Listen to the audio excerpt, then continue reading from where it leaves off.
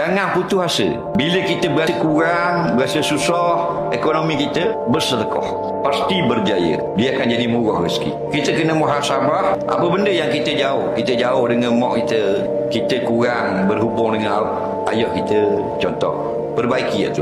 InsyaAllah murah rezeki. Ada orang dia nak murah rezeki tapi dia balas dengan mak ni.